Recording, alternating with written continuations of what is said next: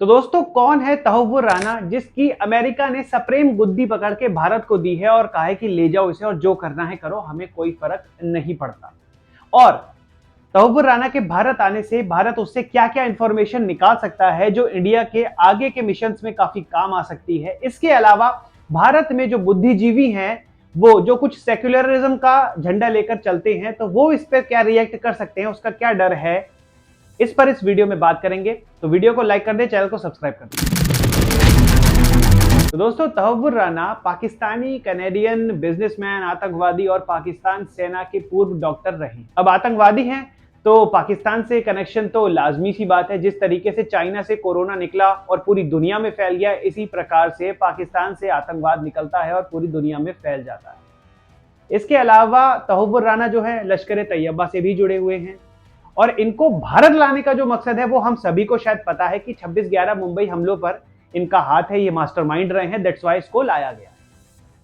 अब सीधी सच्ची बात ये है कि इंडिया तो ये ले आए हैं, लेकिन इसकी फटी बहुत पड़ी थी। इंडिया आने से पहले ये संभव प्रयास कर रहा था कि मुझे किसी भी तरीके से भारत ना भेजा जाए।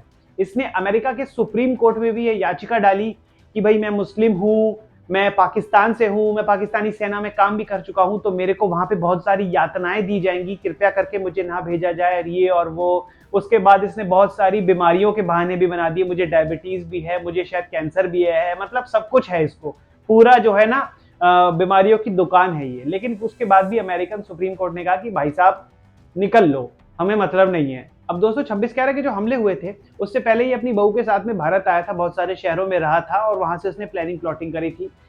इससे पहले हेडली जो इसका एक साथी है वो भी पाकिस्तानी अमेरिकन है, वो भी आया था और उसने भी बहुत सारे टैक्टिकल और प्लानिंग प्लॉटिंग करी थी। अब हेडली जो है वो अमेरिका में सजा काट रहा है, उसकी 35 साल की सजा चल रही है और उसने मान लिया। ये मान नहीं रहा था अपने गुनाह को, तो अमेरिका ने कहा कि तू जा, फिर तू अब इंडिया जा, उनसे फिर वो देख लेंगे। इस तरीके से चीजें रही हैं। अब मैं आपको दोस्तों ये बताता हूं कि तहव्वुर राना से क्या ऐसी इंफॉर्मेशन मिल सकती है जो हमारे काम आ सकती है, हमारी सिक्योरिटी एजेंसी के काम आ सकती है और उसके बिहाफ पे बहुत सारे मिशंस को एग्जीक्यूट भी किया जा सकता है। तो सबसे पहला रहेगा कि भैया हाफिज सईद का क्या कनेक्शन था। देखिए कनेक्शन क्या था वो तो हम सबको मालूम है, लेकिन किस तरीके से ब्रेन वॉशिंग होती है, कैसे रिक्रूट होती है, ट्रेनिंग इस समय कहाँ हो रही है, वो ऑपरेट किस तरीके से कर रहा है, ये इंफॉर्मेशन इससे निकाली जाएगी। इसके अलावा आईएसआई का अगर 26/11 के हमलों में कोई हाथ था तो उसकी भी पुष्टि यहां से की जा सकती है। इससे इंफॉर्मेशन निकाली जा सकती है कि भाई उसने क्या किया था, क्या सपोर्ट किया था और क्या दूसरी चीजें थी।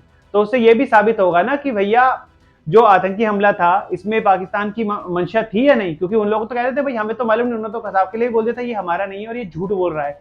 तो सीधी सच्ची बात ये है। इसके अलावा हेडली की भी इंफॉर्मेशन निकाली जाएगी कि भाई उसकी भी असलियत क्या है, वो कितना क्या पानी में है। अच्छा, इससे जितनी भी इंफॉर्मेशन निकलेगी वो सबसे ज्यादा काम आएगी अननोन गनमैन के, जो अपने मिशंस करता है। तो ये बहुत ज्यादा यूजफुल रहने वाला है इंडिया के लिए।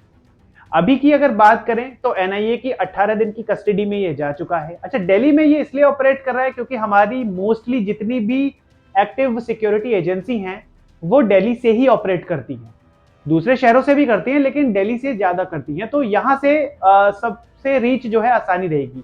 लेकिन जितना मैंने खबरों में पढ़ा है, ये सुनने में आया कि ये जब यहाँ से जितनी भी इंफॉर्मेशन और कोड वगैरह हो जाएगा उसके बाद इसको मुंबई भी भेजा जाएगा और वहां भी इंफॉर्मेशन निकाली जाएगी। अब दोस्तों मुझे इसके इंडिया आने से एकमात्र डर जो है, क्योंकि हमारे यहाँ पे कुछ यूट्यूबर ऐसे हैं जो पाकिस्तान को और सेक्युलर बनने के चक्कर में पाकिस्तान को नूरू मसाज देते हुए फिरते हैं। तो अब मुझे डर इस बात का है कि इसको भी वो बेचारा ना बना दे, जिस तरीके से अफजल गुरु को बनाया था और दूसरे भी लोग हैं जिनको बिल्कुल बेचारा बना दिया था और उसके नाम पर जो है उसके झंडे लेकर पूरे में घूमते रहते हैं और आज तक भी घूमते हैं, बोलते हैं। तो बस मुझे यही डर है, क्योंकि ना इंडिया में अब ये हो गया है कि अगर आपको गवर्नमेंट के खिलाफ बोलना है तो कई बार इतना खिलाफ चले जाते हैं कि वो देश के ही खिलाफ बोलने लग जाते हैं। तो बस इस चीज का डर है, वो भी इतने समझदार बने कि दुश्मन को दुश्मन की ही निगाह से देखें, बहुत ज्यादा प्रेम ना करें।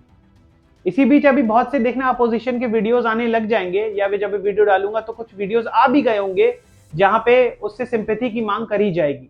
लेकिन मुझे ऐसा लगता है कि किसी भी प्रकार की कोई भी सिंपैथी नहीं देनी चाहिए।